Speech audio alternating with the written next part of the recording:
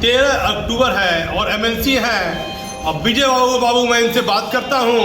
बताया जाता है कि मृतक अमरिंदर सिंह के परिजन से ये मिलकर आ रहे हैं, इसमें क्या सच्चाई है और आखिर अमरिंदर सिंह की हत्या की साजिश रचने वाले पुलिस की गिरफ्त से क्यों बाहर है, मैं इनसे सवाल करूंगा।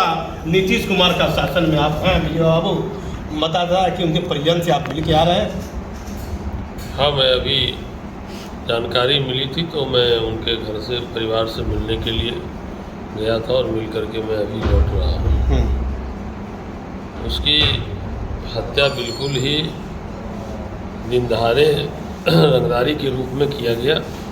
भागलपुर शहर में इस तरह की घटनाएं का होना ये बहुत ही गंभीर बात है।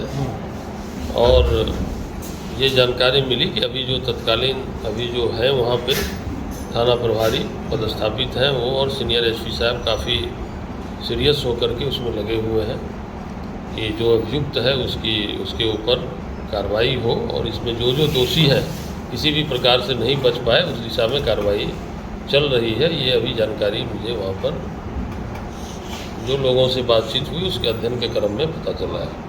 जिस व्यक्ति की हत्या हुई है वो लगातार चीख चीख कर पुलिस को कह रहा था कि मेरी हत्या फलना व्यक्ति कर देगा। पुलिस ने फलना आरोपी को छोड़ दिया है, इस पर क्या कहिएगा? जानकारी के अनुसार इससे पहले जो थाना प्रभारी थे वो कोई सिकंदर जी नाम के थे। वो जो भी अभियुक्त है नामजद उससे वो काफ़ी घनिष्ठ थे। वो अपराधियों को अपराधीकरण करने में काफ़ी पुराने थाना प्रभारी ने उसे आगे बढ़ाया, क्योंकि इन लोगों ने एक बार जानकारी मिली कि उस अभियुक्तों को इन लोगों ने पकड़वा दिया था ताकि उस इलाके में वो काफ़ी दहशतगिरी कर रहा था। थाना प्रभारी ने उसे किसी कारण आधे घंटे 1 घंटे के अंदर ही उस पर छोड़ दिया, जबकि उसके विरुद्ध 10-10 केसेस थाने में थे। अपराधी जब छूट के निकला तो इन लोगों के घर पर आकर के धमकी दिया कि हम आपको छोड़ेंगे नहीं। और उसने फिर कुछ ही दिनों के बाद 3 जुलाई को 3 जून को इसके घर पर आकर के दिन दहाड़े गोलियां चलाई और वहाँ पे गोली के खोखे भी गिरे पड़े रहे। अमरिंदर सिंह जाकर के थानेदार को, वही सिकंदर थानेदार को जाकर के उन्होंने लिखित रूप से दिया। कोई झांकने तक के लिए इसके घर पे नहीं आया। यदि उसी मामले में कार्रवाई हो गई होती तो आज अमरिंदर सिंह की हत्या नहीं हुई होती। उसमें सिकंदर थानेदार और यहाँ का नगर पुलिस अधीक्षक भागलपुर, इन दोनों की लापरवाही के वजह से अमरिंदर सिंह की हत्याएं हो गई। देख लीजिए मुख्यमंत्री जी, आप ही के सुशासन में एमएलसी है विजय बाबू, इन्होंने एक गंभीर बात कही है। यदि हत्या से पहले अपराधी की गिरफ्तारी हो जाती तो आज अमरिंदर सिंह हमारे बीच जीवित रहते। ऐसी गलती क्यों की? पुलिस की क्या लापरवाही है? ये पुलिस को किस प्रकार की ट्रेनिंग मिल रही है? क्या लगता है पुलिस विभाग कितना दोषी है इसमें? सीनियर ऑफिसर तो सीरियस है, डीआईजी सीनियर एसपी तो लगे हुए हैं। इन लोगों के स्तर से क्यों हुआ, सिटी एसपी इस तरह का क्यों लापरवाही कर दिए, थानेदार के दबाव में कर दिए या क्या कारण से किए हैं? क्योंकि पुराना थानेदार का भी मैंने काफ़ी लोगों से वहाँ संपर्क किया और खुलेआम गुंडागर्दी फैला रखा था। अपराधियों से काफ़ी साठगांठ करके इस बीच में बवरगंज थाना अंतर्गत काफ़ी अपराध बढ़ाने का उसने काम किया। खुली तौर पर जिस आदमी ने अमरिंदर सिंह को नामजद अभियुक्त है उसने कई लोगों की हत्या पहले भी कर चुका, कई लोगों पर गोली चला चुका। वैसे लोगों से थानेदार का साठगांठ रहना ये गंभीर विषय है आज के दिनों में। मेरा तो ये है प्रयास रहेगा कि जिनकी भी लापरवाही हुई है उन पर कठोर कार्रवाई होनी चाहिए। थानेदार जो पहले थे सिकंदर, उसके ऊपर नामजद प्राथमिकी इस केस में होनी चाहिए। मैं इसकी कार्रवाई के लिए आगे मैं प्रयास करूँगा। जो भी होगा इस मामले को निश्चित रूप से प्रयास करेंगे। उनके परिजन से मिले तो क्या? लेकिन उनके परिजन के द्वारा भी ये बताया गया कि सीनियर एसपी के द्वारा उन्हें सुरक्षा भी परिवार को दिया गया है।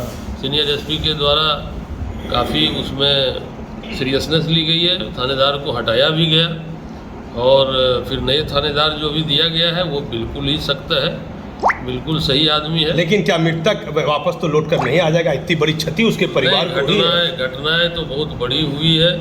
घटनाएं में जिनकी मृत्यु हुई है वो कहीं से दोषी नहीं था, वो कहीं से कोई अपराधीकरण नहीं था।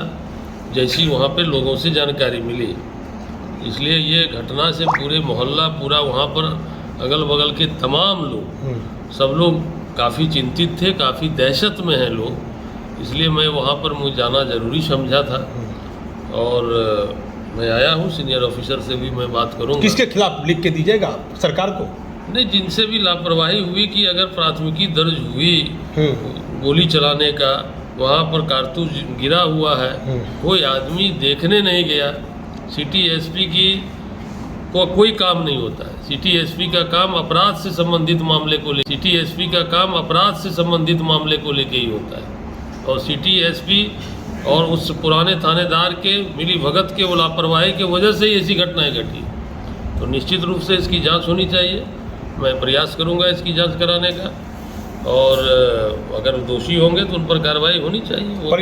परिजन से मिले, किस प्रकार की सांत्वना? परिजन काफ़ी, किसी भी परिवार का एक छोटा उनका लड़का है, बड़ा वो 11th में पढ़ता है, उसकी छोटी, उससे छोटी उसकी बेटी है। तो पूरा परिवार उजड़ गया इस घटना से।